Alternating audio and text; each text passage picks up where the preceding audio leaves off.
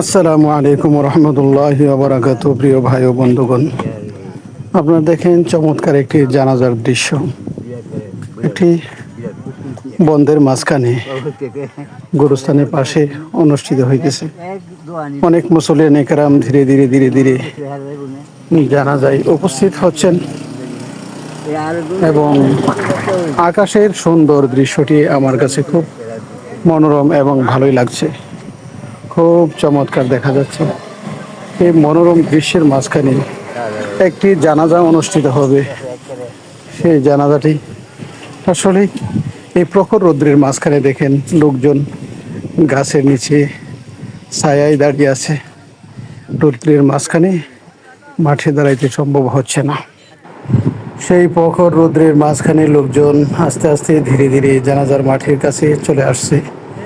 আপনারা দেখতেছেন বৈশাখ মাসে মানুষ এই বন্ধের মাঝখানেই ধান কেটেছিল, ধান উঠাইছিল। লোকজন এই যে দেখুন গাছের নিচে ছায়ায় দাঁড়িয়ে আছে, একটু স্বস্তির নিচ্ছে। এই জানাজাটা কিছুক্ষণের মধ্যেই শুরু হবে। আমার কাছে জানাজার দৃশ্যটি খুবই ভালো লাগতেছে এবং ভালো মনে হচ্ছে, তাই আপনাদেরকে একটু দেখানোর চেষ্টা করলাম। আপনারা আমাদের সাথে থাকার জন্য আপনাদেরকে অসংখ্য ধন্যবাদ জানাই। এটি ছিল নরসিংদী এলাকার, নরসিংদী জেলার আপনার পলাশ থানাধীন পারুলিয়া গ্রামের জনাব আব্দুল সালাম সাহেব মুরব্বী, উনি ইন্তেকাল করেছেন। ওনার জানাজায় লোকজন আসতেছে, মানুষ ধীরে ধীরে গাছের ছায়ার নিচে আসতেছে। সবাই ছায়ার নিচে একটু আশ্রয় নিতে চাচ্ছে। অনেক রোদ, অনেক রোদ। রোদের মাঝখানে মানুষ এখানে দাঁড়িয়ে জানাজার নামাজ আদায় করবে। অনেক মুসল্লিয়ান কেরাম, মুরব্বিয়ান কেরাম এখানে আসতেছে। তাই আপনারা দেখতে থাকুন, দেখতে থাকুন। কিছুক্ষণের মধ্যেই আমাদের জানাজা আরম্ভ হয়ে যাবে ইনশাআল্লাহ। আপনারা আমাদের সাথে থাকার জন্য আপনাদেরকে অসংখ্য ধন্যবাদ জানাইতেছি। দেখুন আমাদের জানাজার নামাজটি কত সুন্দর হয় এবং চমৎকার হয়।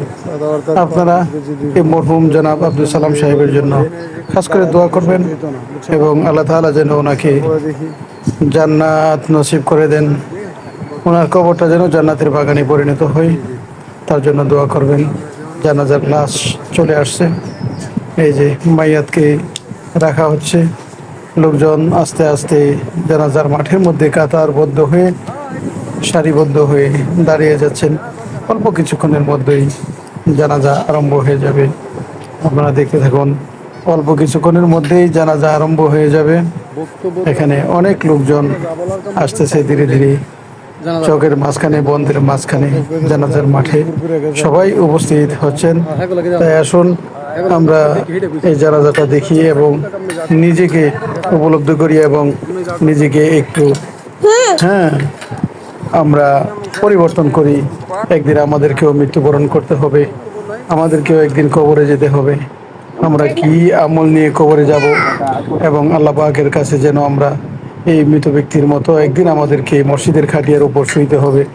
সবাই জানাজার মাঠে সারিবদ্ধভাবে দাঁড়িয়ে গেছেন। লোকজন কথা বলতেছে। জানাজা শেষে সবাই এই মায়াতকে কবরস্থ করার জন্য কবরের পাশে দাঁড়িয়ে আছে। লোকজন কবর দিতেছে। আমাদেরকেও একদিন কবর দেওয়া হবে। কবরের বাসিন্দা হয়ে আমরাও কবরে চলে যাব।